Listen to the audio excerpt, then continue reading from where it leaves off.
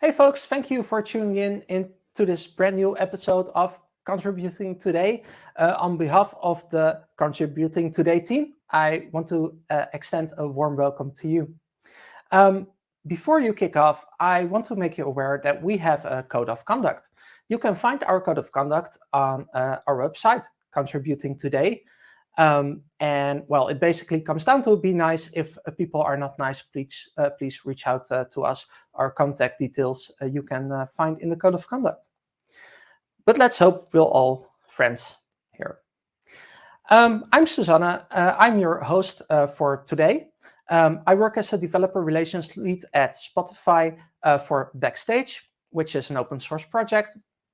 My co-organizers are Floor Drees, staff developer advocate at Even, and Nick Trog, who's enjoying a nice vacation. Hi, Nick. I know you're probably watching. And he's a senior content developer at Microsoft. This meetup started when we were all working at Microsoft together.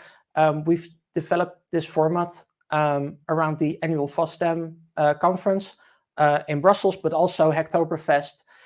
We did this meetup weekly, which was kind of crazy, and we had to stop that at some point with all the meeting fatigue, which might sound familiar. Being in front of your screen all day, it was a bit too much. So we said, well, let's do it again. This is a new series of meetups. We're doing this every month. This is the second one of the new series. You can find all the recordings of past meetups on our website, Contributing Today, but also interviews, workshops. There's like hours and hours of content. Whenever it rains or it's not that good weather, you can always go to our website and enjoy the nerdy stuff. During the show, you can ask questions in the chat wherever you're watching from. There's also a Discord server, which you also can find on our website, Contributing Today. If you want to be on our show for a discussion, have a suggestion for a topic or anything, just reach out to me, Floor, or Nick on Discord. So, chill. Today we're discussing open source databases. They've become increasingly popular over the past, 10, 15 years, and prominently leading in a lot of surveys, especially the ones, which database would you like to work with? And that's for a reason. And I'm wondering, if data is the new oil, would a database then be the new oil rig? Anyways, enough mumbling for me for a bit. This is not the reason why you're here, so let's welcome our esteemed guests. So first, welcome Rain and Leander. They are an app dev technical evangelist at Cockroach Labs. Hi, Rain, welcome. Yes. So what makes Cockroach different, and what is a use case for it? Yeah, so I want to start with the use case because my favorite use case are the gaming developers. We have clients doing incredible things. Sometimes clients give us permission to talk about them, and some they don't. Some of the ones that we don't have permission to, I'm like, oh, I want to just let that slip. But let's talk about I know, Dev right? Sisters, right? Dev Sisters is this Korean company who has these amazing, adorable games based on cookies. They have a series of games called Cookie Run, and they run on Cockroach TV.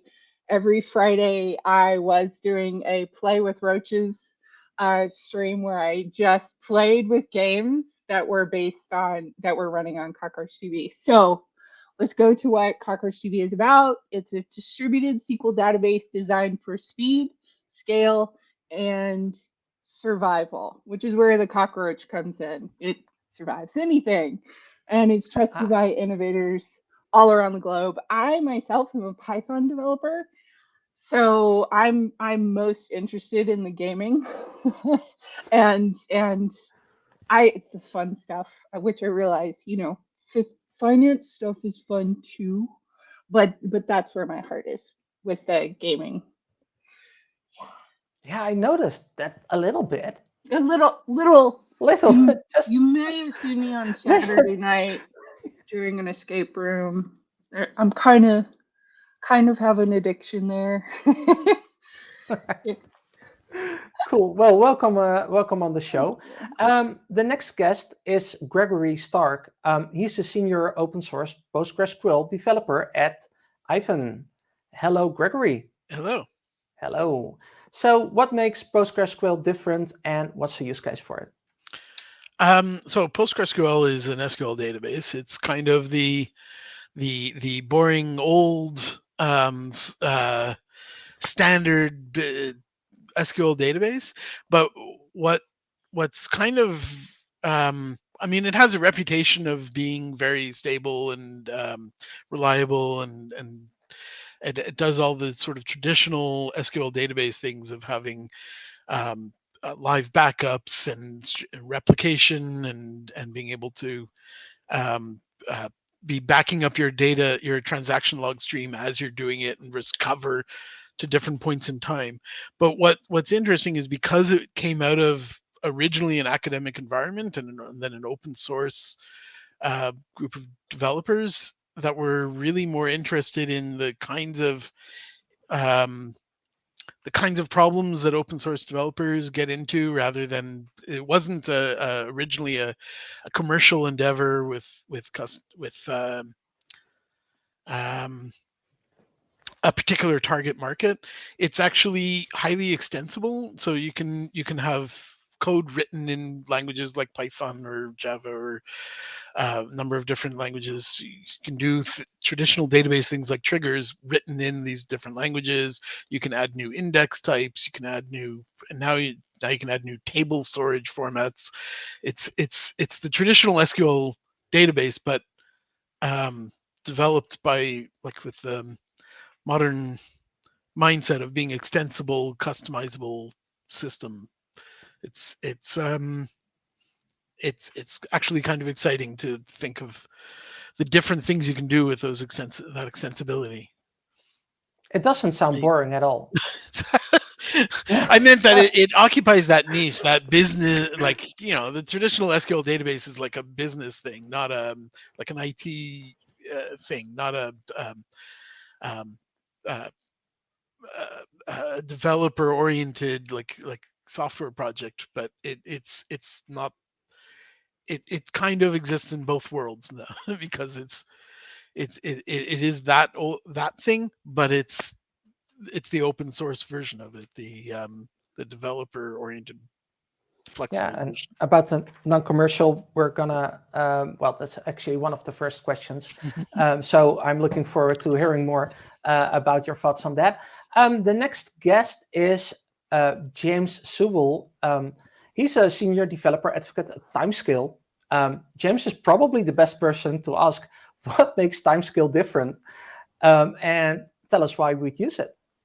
Yeah, so Timescale, we take Postgres, the boring old database, and we give it superpowers for time series data. So we're an extension, so we're not like a fork. We load directly into Postgres, and we pretty much give developers the tools to run, we say, data-intensive applications.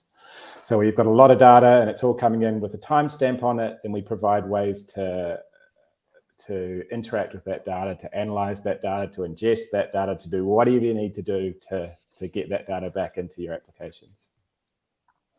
Cool.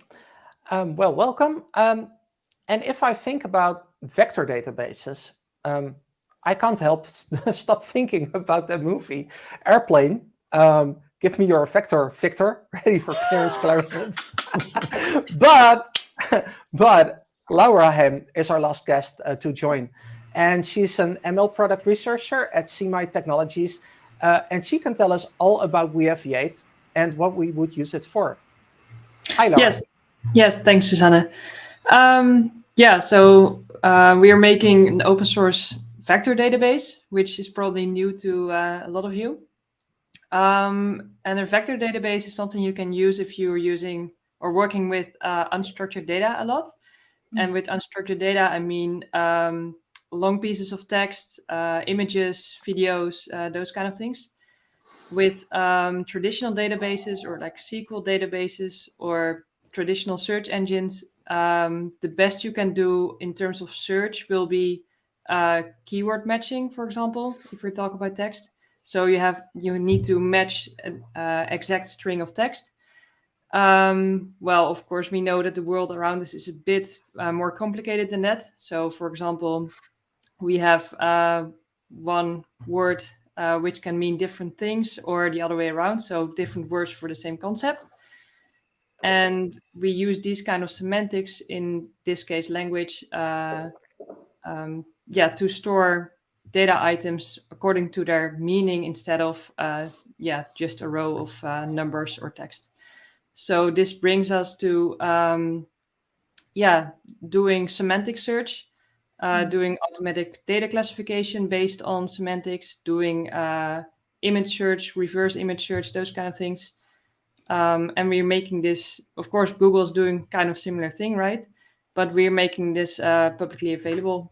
So Nice. that's Weaviate. Nice. Okay, cool. Well, that clears a lot of things up. Everybody would be wondering, what's vector database? Well, now we know. So now that we've all been introduced, well, we're now practically friends, so we can handle all the questions probably, right? So let's start with the first one. What do you think is the reason for the success of open source databases? Ooh. Oh. Do you want to direct it at specific people, or? That's Yeah, a let's Gregory start. question. Let's start with you, Gregory. Oh. I knew I was just getting in wanted, trouble as soon as I let's opened my find the mouth. first one. So FYI, as James introduced timescale database, he was like, well, it's basically Postgres, and then on top of it, we modified it to. We are also Postgres wire compatible. So I was like, if Laura comes on here and talks about Postgres, we do not have a lot of diversity. There's a reason that there's the Postgres activity book. So Postgres has a pretty easy story, because it was an academic project. It was an open source project, and it came along right at the right point in time, same as MySQL and some other databases, when the internet was taking off and people needed to move a lot of stuff that had previously been locked up in IT departments and commercial databases into websites or applications, or they wanted to build applications like those business use cases. And like, here was a piece of software that was more in tune with the way programmers wanted to work with. Obviously it was open source, but it had features like, actually some of these came along later, but features like full text search or hooking into their favorite programming language to use they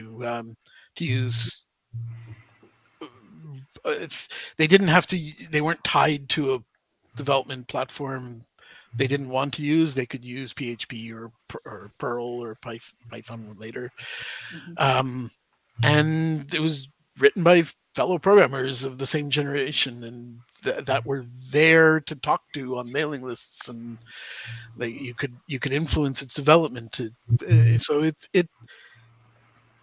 it has an easy story to tell in the history. I don't know that the future might be more complicated, but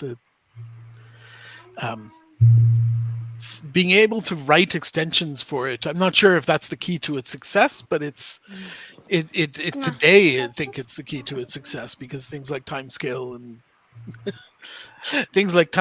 or other extensions, they make Postgres more attractive, and then Postgres improving makes those things more attractive. Yeah, that's interesting, because Postgres is still one of the most popular databases out there. Even I saw some research which was from 2 years ago, where people indicated which database do you want to would you like to work with, and still it was on, I think, the second place, Postgres. right? I think it's so it in the early days of the internet there were some less resource intensive software that was more popular, and Postgres was viewed as being slow or heavyweight. And over time, obviously hardware got better, but also the software got better. And now it's a real no-brainer. If what you want is, I shouldn't say that, but I mean, how does I'm trying to throw it to someone else, and I don't know. Yeah, I can pick it up from here. So I think it's a really interesting story you just shared, and I think with Weaviate, like being a vector database, it's super new, but we kind of want to follow a similar path to Postgres and being as big as that is right now. When like you told like Postgres took off when the internet became a big thing and people needed something like Postgres. We are doing the same with this vector database. So now we see that machine learning, AI is taking off, is becoming a really big thing, and we are kind of following that wave because with like a vector database, you can, for example, scale machine learning models, and you also use machine learning models to vectorize your data and take understand the semantics. That said, also coming back to your question, Susanna, so what is great about open source databases? I think transparency is a really important thing, especially if we talk about machine learning. So being being able to view the source code and see what's happening, I think it's a major feature that is important. Absolutely. I've been within open source for years, and I will admit, I do want to come out of the closet right away and say that CockroachDB is not technically open source from the release date. It's a business source license, and we can talk about that later if you want to, but it doesn't switch to Apache until 3 years after its major release. But it was originally founded as an open source license, and part of that is the collaboration. Like you just can't scale without open source, without a community backing your project. And I feel like that's one of the strengths of Postgres as well, is the community is unstoppable. I will say I got a lot of flack for joining Cockroach Labs from Red Hat, from my former colleagues, because they were like, it's BSL. And they are active within the Postgres community. And I was like, yes, but have you heard this story?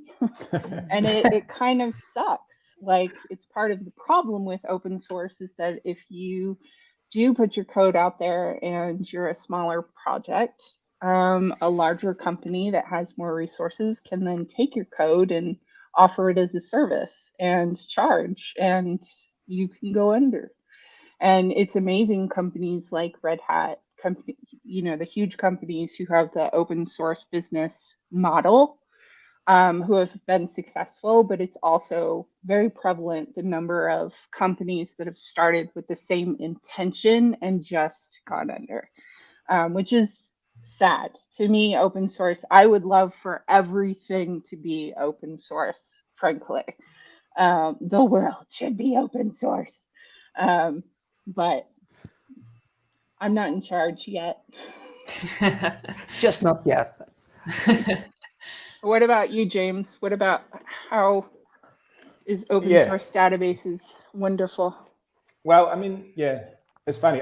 Before I was a developer advocate, I was actually a chief architect, did architecture for a long time. So I suppose my angle has always been like trying to get people to move to open source from other unnamed products that everyone probably knows what they are. And it's really changed over the years. Like it started with people wanted to use open source because it was a cheap alternative. But then I think when DevOps took off, it's different now. Like developers want to use open source databases because they can do stuff quicker and they can often do stuff more effectively. And the tooling is just really good around open source databases. So whether it's Postgres, whether it's MySQL, or whether it's unrepresented NoSQL brethren, whatever it is, I think open source moves a lot faster than commercial databases can do at the moment. That I don't know whether they just don't want to invest the money or they don't see the community as something. Well, they definitely see the community as valuable because they'll try and jump in. But open source just has that community that drives stuff through and gives people the tools to do what they want to do.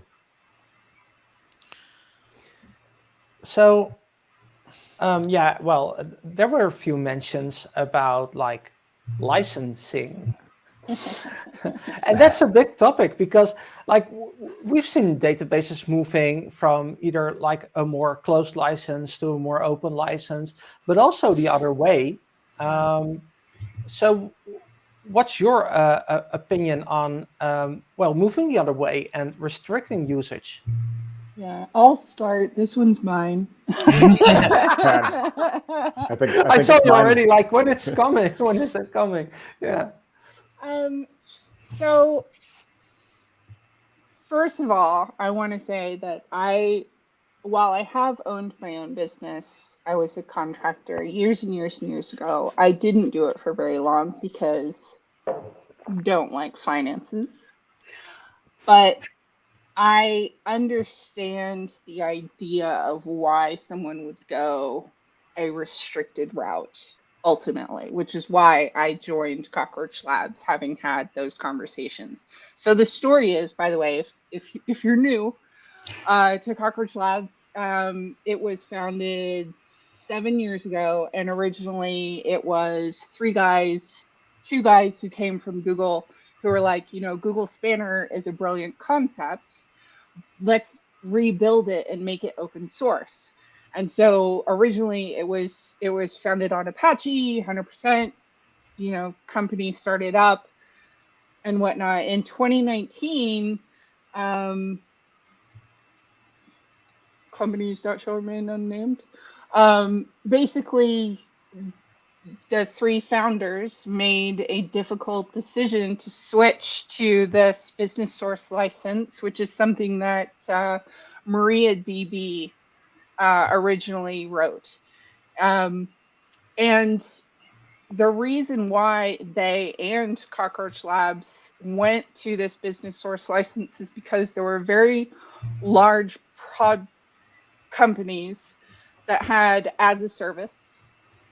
So you have infrastructure as a service, database as a service. Basically, the cloud platforms, database as a service became a thing. And it was very popular. And these huge companies were basically taking the code of the MariaDBs, of the CockroachDBs, of other databases, and offering that as a service for pennies. And the companies were choking. The little companies were choking. And so it's unfortunate.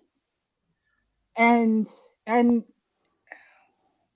like, even when I go to an open source conference, like All Things Open, and all these people are coming up, they're like, you're open source. I'm like, actually, let's talk about licensing. Yeah. And well, that's a nice party. Exactly. Yeah. I make sure that educational factor is there. Like, if you want to contribute to an open source database, I actually push people to Postgres first, by the way. If you want to contribute to CockroachDB, you need to understand that the code that you submit, if it is accepted, will not be public for 3 years after the major release. You will be credited, of course, but it's not the same as a fully open source project. And I always get on my high horse about licensing because I see all these kids in hackathons who just put their code online on GitHub, GitLab. No, it's open source. I'm like, actually, If you just put it online, you don't declare your license, it's very restricted. And you have to declare that Open Apache MIT GNU license if you actually want to become, if you actually want your code or your project to be open source. I'm done. Bye. So I mean, the same dynamic is I think people see the same dynamic anyways with Aurora and Postgres. And Aurora is technically an awesome product. I've seen they've presented talks at Postgres conferences about the kinds of problems they're trying to solve and how they've done it. They're fairly open about the technical internals. I mean, it's not published, but they talk about. They talk about it as like we think this is what Postgres should be doing because we've done it and it works. And some of those changes are happening in Postgres. Like the same kind of problems are being tackled and some of the same solutions. But I think the interesting thing, so I still have this kind of romantic idea that people do open source because they have an itch to scratch and they have a problem they want to solve, not because they see a target market and they want to build a business. But of course, there is that whole side of things. But I think the reason companies like Red Hat are successful and the various companies that use Postgres without trying to lock it up are successful is because they're establishing that they're the experts in their area, the credibility, and the open source software moves quickly, like James said. So by being the experts, they're the place to go to be up to date and get the things you want in it and the things you want out of it. It might not even be the best technical solution, like the best software on today because of things like Aurora, but you're confident that in 2, 4, 6 years it will still be the Postgres that everyone knows and wants to work with. And you is Aurora going to, are their priorities going to be the same as yours? Are you still going to want to be working with them? And will you still be able to work with the experts, which you can do in open source? You can go to Red Hat or Enterprise DB or the various companies that I'm not trying to Ivan, right? You can go to any of these companies and work with them and get it to do, or if you need time series or vector databases, you'll be able to go to companies using Postgres. You may or may not get the same thing out of a proprietary solution. It still has all the advantages of open source. It's a different strategy. It's be the experts in the project, and they're rather than produce a product that is what people want today. Yeah. Cool. I mean, timescale. We went the same way as you did, Rain. So we're open core. So the core product is Apache 2, but then there was its commercial license, or business license that sat next to that, and we sold features and supported it. But then the founders decided that wasn't what they wanted to do. They essentially dismantled the sales organization, and we're cloud only now. And we've got this license called the Timescale license. But basically, all it says is we still develop in the open. Everything's on GitHub. You can get all the code, technically not open source, because we've got a clause in there that says you can't run a database as a service with Timescale, because that's our revenue stream, right? Like we've got to protect the way that our company stays in business. So it feels a bit gross to talk about because no one likes to talk about revenue streams really in this day and age. Well, I mean, that's how it works. But also no forking, right? No forking to create a timescale as a service. Well, I mean, if you created a fork, the license would stand. So you can't. So you can fork timescale. That's fine, but you can't fork it to create a database as a service that you're then going to sell. Exactly. How would that work for a company that wants an internal database as a service? set up? I know several companies that run basically a database as a service for their internal consumption. Yeah, I think internal is fine. It's when you're providing it to your customers. But obviously the word customer becomes a bit loaded, but I think you would argue that that's internal. For internal use, that's fine. Our business source license specifically says commercial use versus, so internal is fine, private is fine, public, unpaid, open source use is fine. It's very much targeted towards cloud vendors. If it really read is between the lines. It is. It's. I mean, I don't want to call out names, but I mean, there was a specific incident in the open source community, and all of this is coming from that. Really.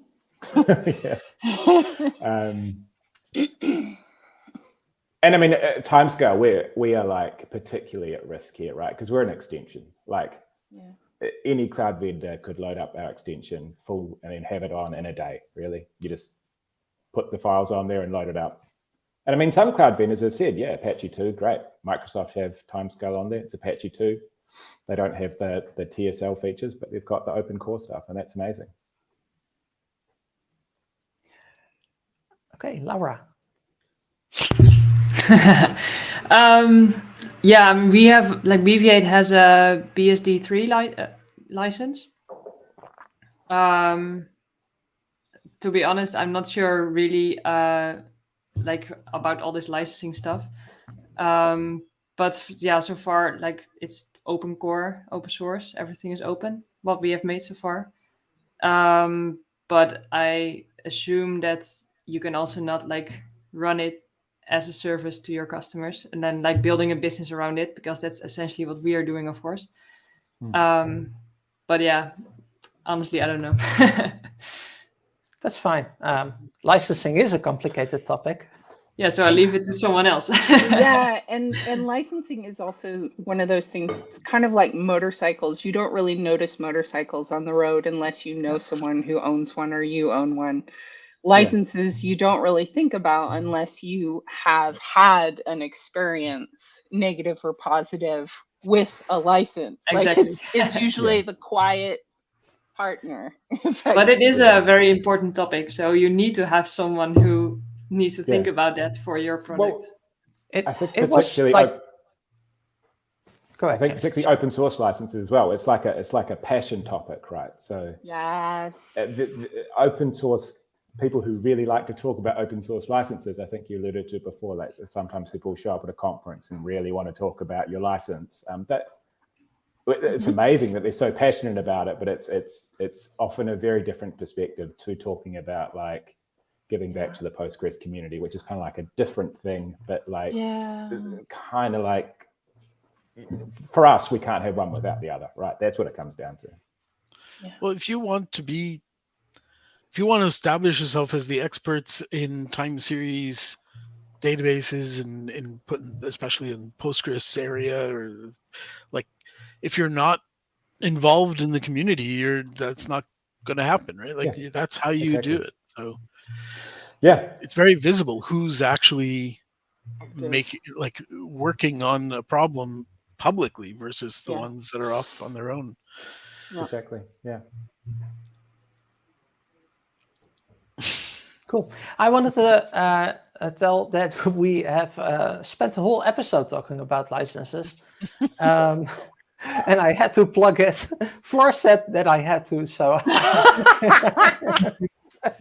So can you cloud restricted licenses, is it effectively, kind of against cloud services type of thing? I'm asking anyone who wants to answer. I'm not as familiar with them. I mean, like this is, I was about to say this is not the area I should speak up in, and I realized in a venue like this that doesn't work very well. Postgres' license itself is the least restrictive type of open source license. You're free to fork it and do whatever you want with it. And we rely on the fact that the community is strong enough and moving quickly enough that people don't want to create well, people do create forks, but they don't want to compete with the community. They don't want to Yeah. supplant the community. Yeah. So they forks are typically they try to keep merging with the upstream, and they try to stay involved. And if they don't, they must have their own value add for some reason Yeah. that's very different. Yeah. But I mean, yeah, there are a number of successful Postgres forks, so like it's Yeah, not like it doesn't happen. we just never found the need to go with like a copyleft or something that tried to protect it, because it's the community itself that keeps it going. Yeah. Yeah. And I suppose Postgres isn't a commercial entity either, right? It's right. it's a foundation, or it's its own thing. There are several companies that contribute, but they don't. There's no commercial. Postgres itself is a more traditional open source project, like I described, where the people involved are involved because they want to be. Yeah. So that brings me to the topic of the SSPL. So if you look at like some databases choosing for the SSPL license, which for the viewers at home is the server-side public license, which basically restricts that, offering it as a cloud service. And we've seen a few databases moving towards that model, either after their inception or during. So is database as a service a threat to open source projects?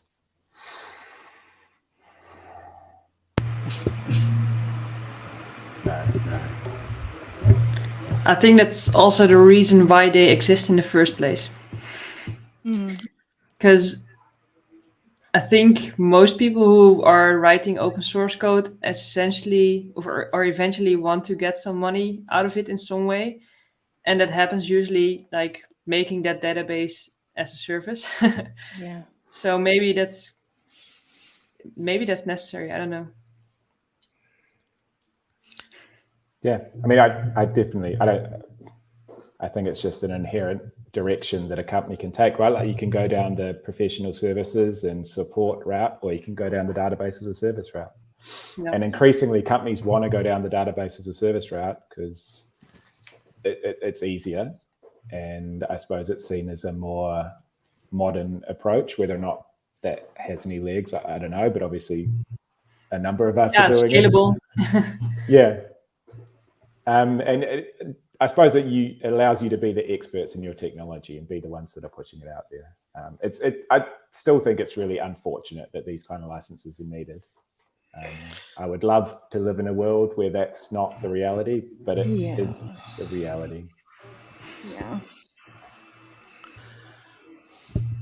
But in the same way, like no one's going to come and say one particular database as a service shouldn't be there. Like there's no bad database as a service. The license is just there to keep an even playing field where you've got technology that you're trying to protect, I suppose. I suppose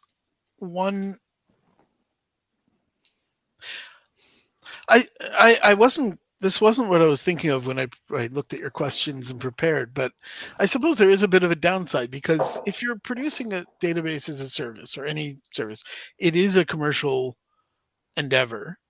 And you need to look at your target market and what will sell and what most of your users are going to want, what is going to be a viable set of product features. And there isn't as much room for those companies to toss in experimental features that they just wanted because they saw some niche use case that they don't think there's actually users, like it isn't a viable product to sell. There aren't. It's not a popular feature, and like for the Postgres project, like we get those kinds of changes, those experimental ideas and features, and they don't cost us. Like we can put them in, and people can discover that they're useful, but like if the only people contributing are the service vendors rather than the users, Yeah. then it might be harder to see that kind of change. Yeah. And I suppose that's like there are different types of these licenses, right? Like what we at Timescale, we're all our code's out in the public. We accept PRs from people if we love it when people contribute back. I mean, we've actually got an experimental schema, which some of that stuff in there will probably never come out of the experimental schema. Nice. There's like, you can do, this might come out, but you can do a functional pipeline in SQL. If you don't want to write SQL the normal way, you can have a functional pipeline and push stuff through that way.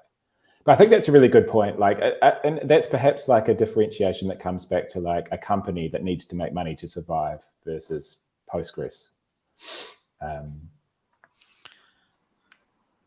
That's why Postgres is great, though. There are all these little quirky things that show up, and if you can battle your way through the patch process, then yeah, it is a challenge. It's not the most efficient pipeline for patches these days, but no. It's well documented.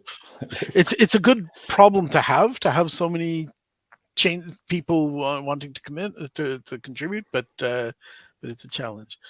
I mean, I suppose your model works better than like the Aurora model, because like your people can install Timescale on their own database and write patches and add features, and even though that may or may not ever get into your commercial release, or it might take a long time,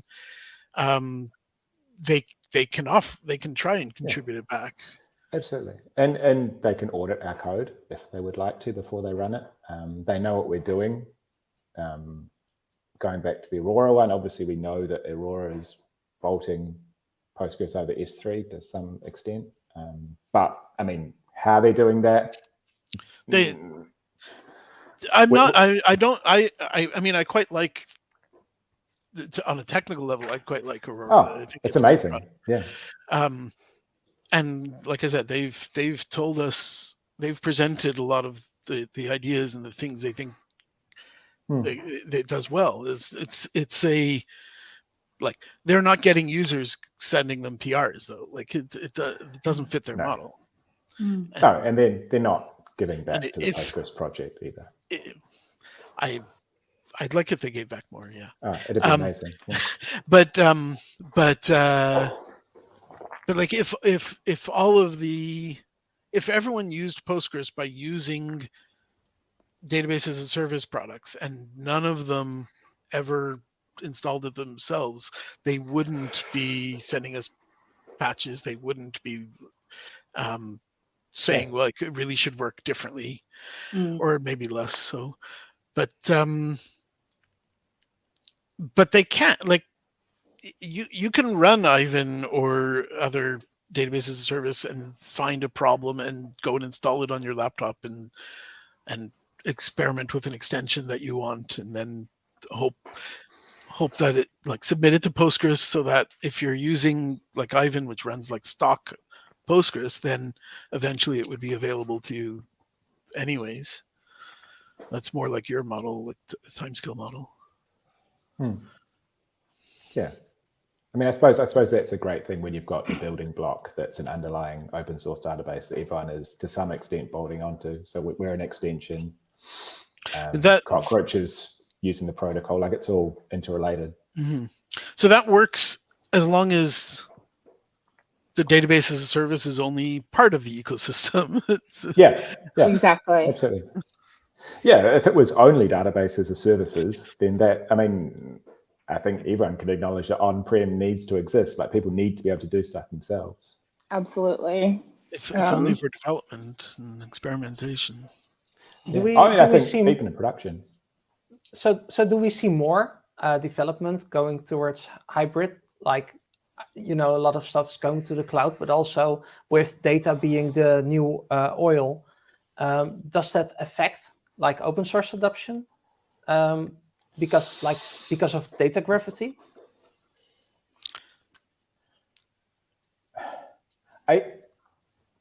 Data is the new oil. I don't know. I saw that on the thing. It was on the internet, so I assumed that it was right. Everything on the internet is right. Yeah. Right? I wonder if that isn't a little more in line with the AI side with Laura's area. Well, like I mean, I think learning. Yeah. I was thinking. So, you talk about hybrid cloud or hybrid services, and I think it is moving that way, because when you first try out products, like maybe as a big company or just for yourself, it's really convenient that you can use it as a service, host it on someone else's cloud. But as you move to more like really adopting the product and deploying it on your really big company, for example, then it's also convenient to have it in your own storage, own cloud, and really manage that service on your own. So I think both ways can also be combined in this hybrid way to get still some management from the providers. And data gravity. Yeah, we see that. I think we have data everywhere now, so it's easier to contain them in one data center and then use it from that. But yeah, I think it needs a really lot of development before that's really established. So what kinds of data does vector, you're talking about machine learning, but what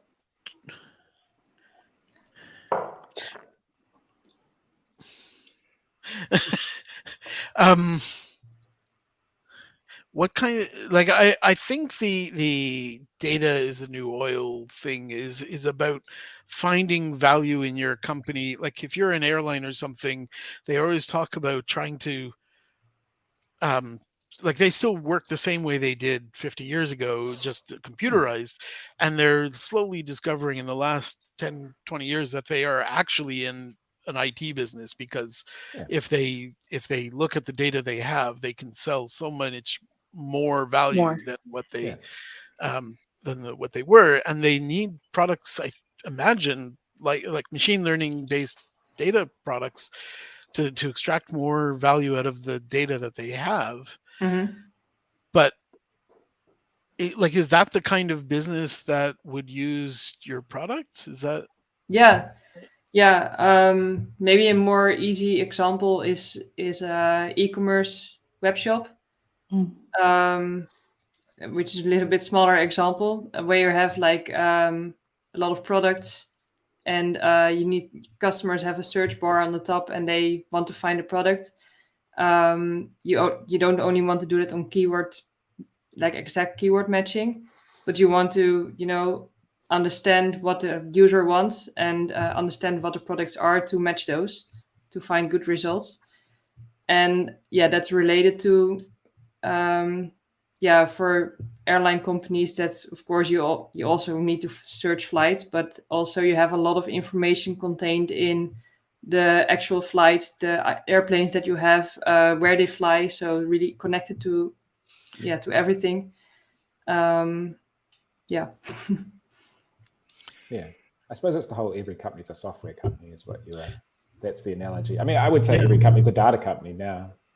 But I mean, for me, data as the new oil feels a bit weird, because data's always been the oil. Like, and when you get down to it, no one cares about databases. People just care about data. They want their data to be safe. They want their data to be protected. They want it to be backed up. And increasingly, I suppose it's a DevOps thing as well. They want to keep on getting as much value from the data that they have and storing it for as long as possible, so they can keep on extracting more value from it. Yeah. That's where I think coming in. Sorry. No. One difference between like oil and data is that they're both really valuable, but from data we just get more and more, and they also increase in value. But like oil just becomes more scarce. But the problem is that we have so much data, and we don't know what to do with it. Just keep on making new terms for big silos of data. So I saw a data lake house for the first time the other day. I'm not sure what's going on there. Really? Yeah. A lake house? Well, it's a data lake compared with a warehouse. It's a data lake house. I'm going to write it down. This is time. So Data lake house. okay, sorry. Well, we'll do like in the after party. We'll discuss that more. Maybe that's an interesting concept. I never thought about it that way. I'm not Okay. actually sure what the concept is, to be clear. I just saw the Oh, terminology. well, we can. Okay. Yeah. So the difference between a data lake and a data warehouse, by the way, is processed and unprocessed data. Yeah. So if you have a bunch of unprocessed data, that's a lake, could become a swamp. And once you've processed it into categories or analyze it in some way, it becomes a warehouse. So you said data lake house, and I was like, so is it a processing plant? Yeah. Like my brain really was trying to make that work. I was like, I can't know who coined it. It is something someone's trying to push, but I forget where I saw it. To me, it just sounds like they process some of the data, but not the rest of it. And it's just sitting in the middle there somewhere. I don't know. right. No, like exactly. Like I had this image of a sewage plant of processing, like cleaning water or something. Like, so, okay. Sorry. Okay. It's this kind of meetup. Welcome. This is Contributing Today. We're here every month. I mean, a lake Quality house conversations, y'all. The lake house is a nice place. You sit beside the lake and see the nice scenery. You fish, you swim. I can't get the swamp out of my head somehow. Where did you get a sewage plant out of a lake house? Oh dear. Okay, so welcome to my brain. Yeah, contributing today. So one of the greatest things. Let me just try to like get everything back on track here. So one of the greatest things about open source, of course, is community. Okay, thank you. Yeah. Okay, cool. So let's talk community. So what do the communities look like around your specific databases? And how do people get involved? So let's start with James this time. Yeah, so Timescale has a really great community, actually. I'm really new at Timescale. I've been there like a month. So I'm very new to this whole thing. But the community is really lovely. I actually came from community and then got a job there, which is great. But yeah, it's if you want to get involved with Timescale, pretty much just go over to our GitHub and have a look at the code, run the code, install it, do whatever you want. We also give back to the Postgres community, so we encourage people to go and work with Postgres as well. So we actually just put in a team that's just doing upstream Postgres, because we had Postgres contributors, but they kept on getting pulled off to do work on Timescale, so they got their hands slapped and put in another group so they can just concentrate on getting back. Nice. Laura. Yeah, so I mean, we're not that established yet as Postgres, for example, but our community is growing. And what we usually see now is that we have this Slack community now of like 600 people, 800 people, something like that. So it's not that big. And people now, like since this year, start also contributing on GitHub. So it's really fresh. And usually that is, so Weaviate is a vector database, and you can use different algorithms to, retrieve the data as fast as possible. So we start off with one. So community members can, if they need another algorithm, make a plugin for that. And essentially then they are contributing. Another thing is, if you want to use different machine learning models than that we offer already, then you can also make this a connection within Weaviate. So you're also submitting them to Weaviate GitHub. Those are the two things that we see most so far. Okay, so folks, go check it out. Fresh project. Fresh community, so there's lots. Awesome. I can imagine there's lots of things to discover and to do. So and the community, like on Slack, it's really exciting. So before, like when we just started off, people are starting asking questions, new users. Mhm. And then we were like, as the builders of Weaviate, needed to answer all the questions. But now like the community is evolving, so people can answer other people questions. That's a community, people. That's That's a community. Yeah. That all the other things is an audience. That's a community helping exactly. each So other. that's really nice to see this developing so quickly. Yeah. Yes. Cool. Yes, praise. I'll go next because Postgres should be the ending answer on this one. We are also fairly young. I've been with the company since May last year. Oh my gosh, it's April. I've been with the company a year. Hi. Wow. And before myself, DevRel at Cockroach is fairly young. It's 2 years old. And so there's a lot of chaos still happening. There's a forum, there's a Slack, there's a GitHub, there's Twitter, there's Socks. And we're kind of starting to streamline the different ways people can contribute, because right now, with open source contributions, a lot of people assume, oh well, I have to be a developer, I have to code in Go, which is the primary coding language for CockroachDB, and we're emphasizing, especially me, I emphasize you can write docs, you can test, you can file bugs, you can talk about it on your blog or Twitter. Like there's so many ways to contribute, and so we're starting to streamline that. Shout out to Orbit.love, who is helping us actually see everything better. And yeah, we tend to have a lot of people who file PRs and issues on the GitHub repo end up getting hired, which is pretty awesome. That was kind of like, I was not used to that at Red Hat, that like people would just stay a part of the community and have their day job and contribute. And at Cockroach, I mean, it's such a specific niche database that, oh, you've done this, oh, that's cool, come on board. Like I've literally seen I was helping out with a GitHub question. They were like, what's the status on this? And I was like, nudge, nudge. And they were like, oh yeah, by the way, we don't have anyone who specializes in that. I forget what it was. Would you like to go work for us? And I was just like, oh yeah, that makes sense. That's cool. But for example, the docs, every single page of the docs has a contribute, file a pull request, like, to me, that's the way it should be. It should be very easy to just file a bug, report things and whatnot.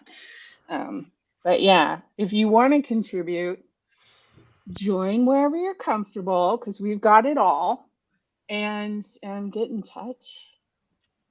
Yeah, and indeed, special shout out to Orbit. I really love that. Yeah, it's cool. Oh dear, we should maybe do it like an episode. Seriously, it's community. Yes, we can do one on community, they have an maybe. open source aspect to them. Yes. Yeah. The model is open source. Yeah. So, note it down. We'll talk community at some point. Great. Yes. Gregory.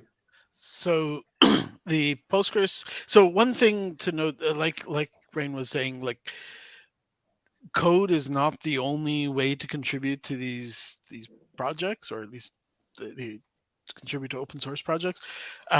There's a lot of documentation. Postgres has a huge documentation, like a manual, and even so, like, there's whole areas that are not well documented, and then we don't have as a good ecosystem of sort of ancillary documentation, like tutorials and how-tos, or the extension, like writing your own extensions, is not well documented. There's a lot of things that, and that's documentation. There's other running user groups in your area. There's all kinds of ways of contributing that are aside from contributing code. Yeah.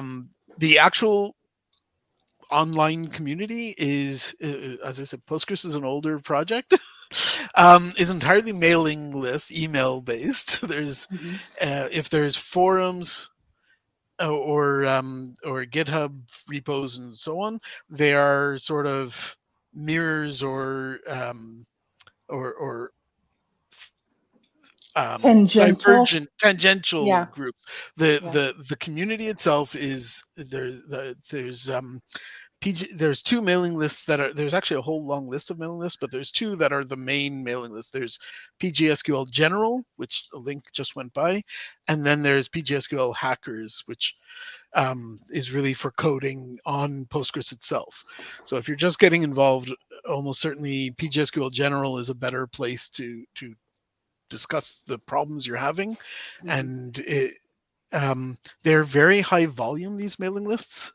So I'm not necessarily if you're just getting involved, subscribing may be ambitious unless you set up filters and so on your email. Always use filters. Filters are the way to win at these. You can all, anyways.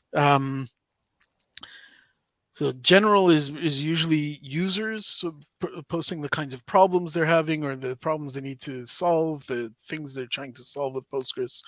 And then when it comes to coding, the thing that got me involved was writing a C function to do like one trivial. It was basically just a wrapper from some string, some library function I needed to access. So I just wanted to provide a Postgres function to call that library function, and that taught me a ton about the API and how extensible it was and what you could do, and people were really welcome. I wrote it all wrong, posted my wrong version, and that people always respond well when you've made an effort to on your own.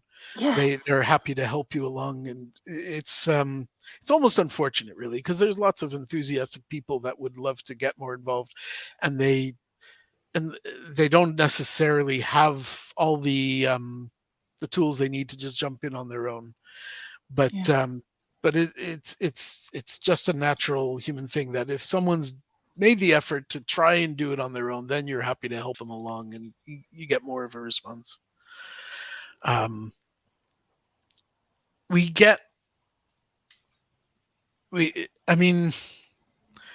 There's new people coming along all the time. There's every 2 months, except for during the release cycle, the release period, which is right now, we do something called a commit fest, where we go through all the pending patches that have been submitted. And one way a lot of people get involved now on the coding side is reviewing those patches. And the first round of reviews is really just, I built it, it ran, it seems to run test all the tests. And that's actually super valuable, because then other people aren't wasting their time on patches that don't even pass the tests. Exactly. And they could be committing some other patch and that helps enormously, because you understand what are the problems people are trying to solve. Just wrapping your head around. Often the submitter needs help explaining that to the contributors, and explaining it to someone who's coming in fresh with no context really helps them figure out what problem is it that they're really trying to solve and how to explain it. That's 100%. A great idea. The commit fest process was there to try and deal with the fact that a lot of patches used to get submitted and then not get reviewed for a long time. People, when you don't get feedback, that's how you lose new contributors. And it's done an enormous amount actually to help. It may not be enough yet, because we still have huge backlogs of patches in there. So good start. That's a great start. So that's a cry for join the commit fest, because there's so many commits we don't know what to do. That's a luxury problem. Nice. Yeah. And that But makes on the me other think hand, of one thing. So from this year, we are joining in this. It's called Google Summer of Code. Yeah. It's a program by Google offering students from all over the world, helping them on board to their first open source contribution. So we're a mentor organization this year, which means students can apply to us to one of the projects we propose or that they want to do.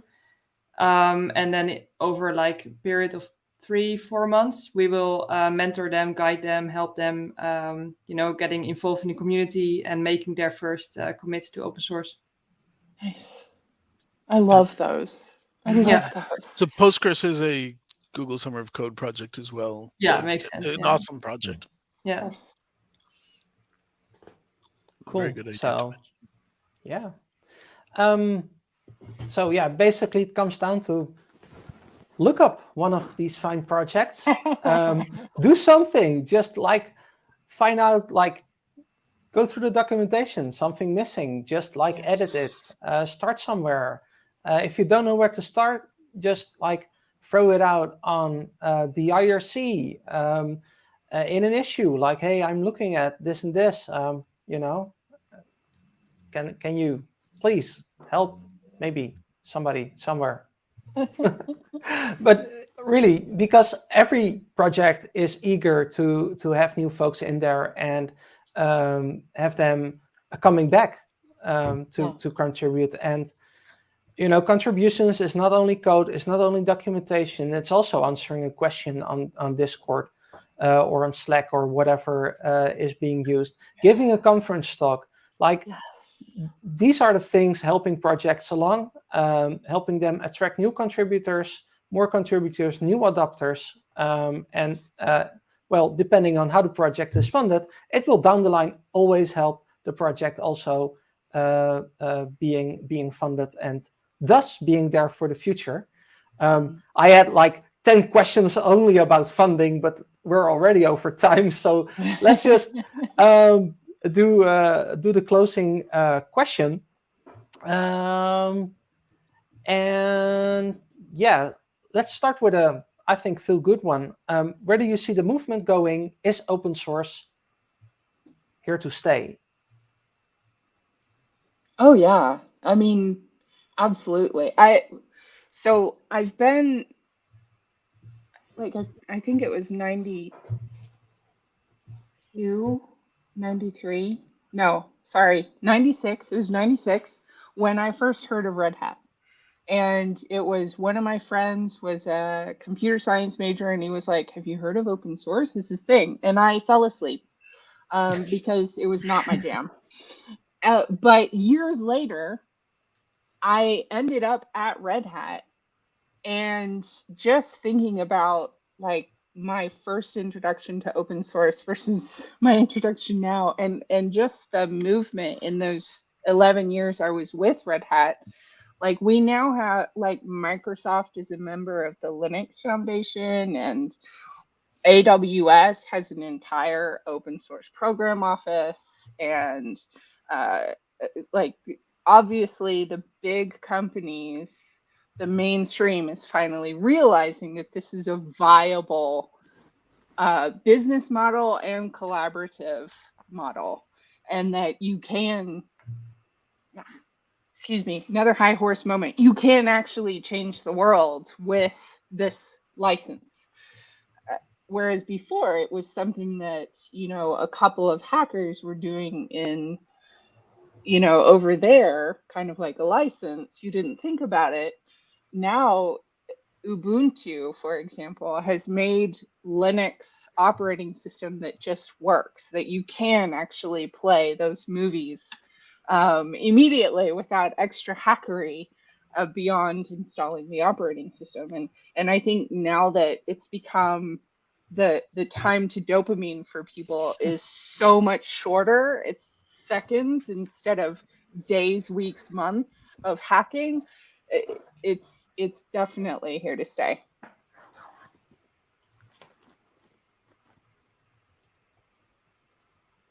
Yeah, I mean, I don't think there's any question really. Like you said, it's here to stay. There's just, when you look at the amount of open source projects, even if you take out the ones that fall away, which is obviously quite a few, but the amount of open source projects that are making something themselves and coming through, and you compare that to the amount of closed source ones, it's quite a big differential now. Like you see a lot of cool open source stuff that's being adopted and being used. And yeah, it's really great. I can't. It's just not going to go away. There's no chance, I don't think, at all. Especially now, a lot of the companies that wrap open source are really going really hard on like the developer first kind of market. So they're pushing out to people, making stuff easy to use, making stuff exciting to use. Yeah, I think it's a really great time to be in open source. Yes. Yeah, nothing to add, basically. I mean, the thing that I feared would threaten open source 20 years ago was that the software was getting so complex, so large that like no one person could really take it on as a hobby. Yeah. And I've been proven wrong. Like the biggest software projects like Postgres and Linux, and they still are things that individuals can contribute to, and the structuring them in a way that any human can work on them, closed or open source, means that open source is still like very viable. Like individuals can take on as a hobby writing one device driver for Linux, just like they could 30 years ago. Yeah. Or an extension for Postgres, or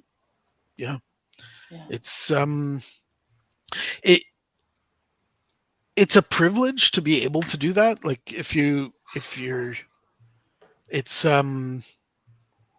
there's a reason why these companies want to make money off open source, because people have to feed themselves.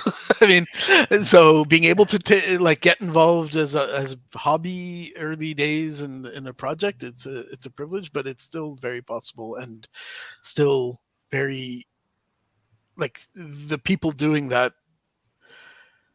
drive innovation in these projects, these open source projects. It's still very exciting. Cool. So thank you. Something you want to add?